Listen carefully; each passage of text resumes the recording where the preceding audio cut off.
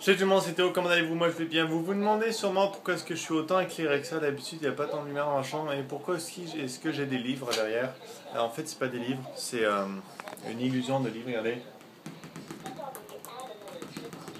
C'est un panneau qu'on utilise pour cacher des trucs qu'on veut pas voir dans la maison.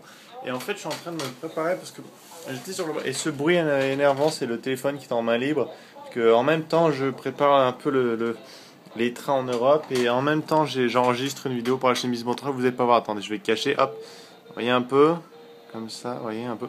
Et là j'étais en train de faire, oh, putain fuck, moi il s'est mis en veille. J'étais en train, et là ça doit niquer la lentille de téléphone, enfin bon. J'étais en train d'ajuster le... Oh là là. Regardez, je vais vous montrer comment j'ajuste. C'est chaud avec les lumières, attendez, je vais éteindre ça 2 secondes là, parce que là ça... Ah voilà, là c'est mieux. Là vous allez bien voir. Et là regardez comment je fais pour ajuster. Pour ceux qui ont des DSLR, je vous conseille de ne pas zoomer, parce que quand vous zoomez, vous dézoomez, le focus n'est plus au même endroit. Donc ce que je fais, c'est que vous mettez votre position que vous voulez, ouais, à peu près comme ça exactement. Et vous zoomez avec le zoom digital. Oh, oh yeah, encore plus. Oh yeah, yeah, that's silly. Hey, ouf, ouais.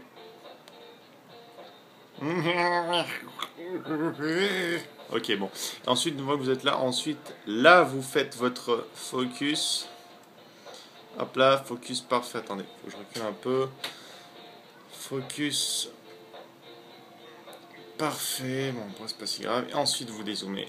Et vous avez votre focus. Nickel! Voilà les gens, écoutez, moi je vais m'atteler à ma vidéo. Et puis vous verrez ça bientôt normalement sur la chaîne Bismon 3 qui a bientôt atteint, qui au moment où je poste cette vidéo devrait être à plus de 200 000 abonnés. Tout simplement énorme. Enfin bon, peace out.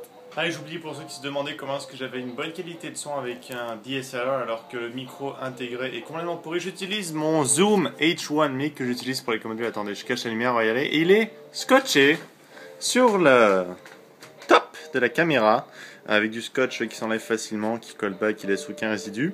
Car non, je n'ai pas de Rode mic et pour l'instant, j'en ai pas besoin et ça coûte de l'argent pour rien. Ce que je fais, c'est que je le scotche et ça donne une assez bonne qualité de son avec évidemment le chat mort par-dessus pour couper le vent.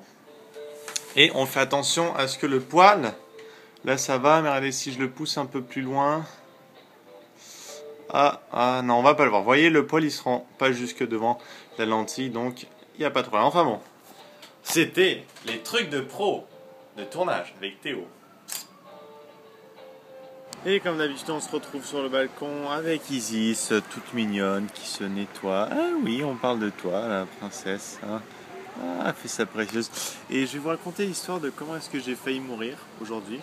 Alors c'est simple, on vient de manger avec ma famille, et puis on mangeait du poulet qui était assez sec. Alors j'avais un bout de poulet, et ce bout de poulet, il n'est pas passé dans ma gorge. Des fois ça arrive à tout le monde, des fois ça passe lentement, vous savez, ça fait mal, vous attendez un peu, vous prenez de l'eau, ça finit par passer.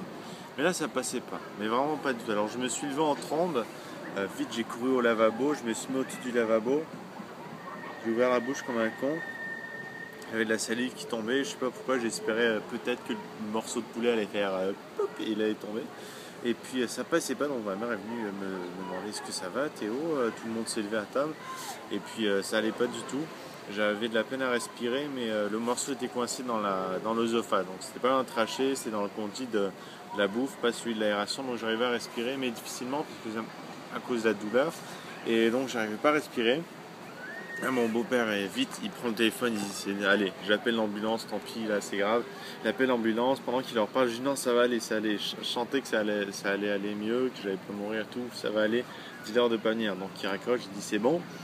Là ça fonctionne pas, ça sort pas du tout, du coup je me fous les 2 doigts dans le fond de la gorge, c'était dégueulasse les gens.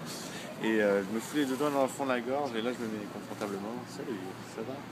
Et je me fais vomir, donc je voulais un petit bout de poulet, là je sais que c'est dégueulasse, mais je vous raconte, hein, après tout c'est le but de la chaîne. Je me fais vomir un petit bout de poulet, je dis ah ça va mieux, non, hop ça fait encore hyper mal, ça a encore bloqué, je me dis bon allez je vais prendre de l'eau, je bois de l'eau, et je vous jure les gens, l'eau ne passait pas. même l'eau ne passait pas dans ma gorge, c'était coincé, j'avais la gorge remplie, ça faisait mal, mais je pense que j'ai jamais eu autant mal de ma vie. Et là, je me chie dessus, enfin, je me suis pas chié dessus non plus, ça aurait été vraiment un jour de malchance, mais je me suis vraiment chié dessus, figurativement, au sens figuré, de peur, parce qu'en plus ma mère m'avait toujours dit depuis que j'étais petit, si jamais tu as un truc coincé dans la trachée, bon là c'est dans l'œsophage, mais quand même, tu prends un crayon, un couteau et tu fais un trou là pour que l'air passe, et en attendant, mais c'est en cas d'urgence. Et je voyais ma mère qui était là comme ça, et dans ma tête elle faisait, je vais lui planter un couteau dans la gorge, je vais lui planter un couteau dans la gorge pour sauver. Et moi j'ai là, putain vite, faut que ça sorte avant qu'elle me foute un couteau dans la gorge. Donc je stressais ma vie, j'avais mal, j'arrivais à peine à respirer, je me sentais lourd parce que j'avais pas beaucoup d'air. J'ai essayé de me faire vomir, je vomissais mais ils étaient toujours coincés et ça restait coincé. Donc du coup mon beau-père il a appelé l'ambulance, là ils sont venus pour de vrai. Et évidemment, entre temps, le temps qu'ils arrivent, j'avais réussi à tout me faire vomir. Et j'avais plus rien dans l'estomac, mais vraiment plus rien, c'était débloqué. J'avais encore mal à cause du trou, c'était un peu contracté par stress, c'était irrité. Mais j'avais encore mal, mais j'arrivais à respirer, tout allait bien. Et les ambulanciers sont arrivés, moi j'ai eu l'air d'un con. Ils me demandent qu'est-ce qui s'est passé. Et bah j'ai avalé un trop gros morceau de poulet, j'ai pas assez mâché. Puis là, j'ai vu dans leurs yeux, ça a fait genre... Ouais, le con, il a pas bien mâché, ce grand allé stupide là, des 19 ans. Et après, ils ont fait mine de s'en soucier, style alors, on va vous donner des conseils. La prochaine fois, mâchez bien votre poulet. No fucking shit, Sherlock, merci du conseil. Ou sinon, ce que vous pouvez faire, c'est prendre du pain pour que ça aide à passer, boire beaucoup d'eau, et ils articulaient. Moi, ça m'énerve les gens qui essaient d'expliquer en articulant. Enfin, c'est bien d'articuler, mais quand c'est trop, style, on dirait qu'ils sont en train de mâcher un bout de viande quand ils disent bonjour.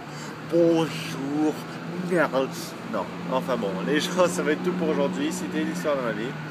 Comme d'habitude, j'ai failli mourir aujourd'hui. Et puis, je vais bien. Ils disent ceci va bien, low battery. Ah, ils disent que tu vas bien. Et je te parle, tu me regardes quand je te parle. Hein. Tu me regardes quand je te parle. Bon, les gens, vas-y, au revoir. Peace. Qu'est-ce que c'est ça? Diversion et coup de main ninja.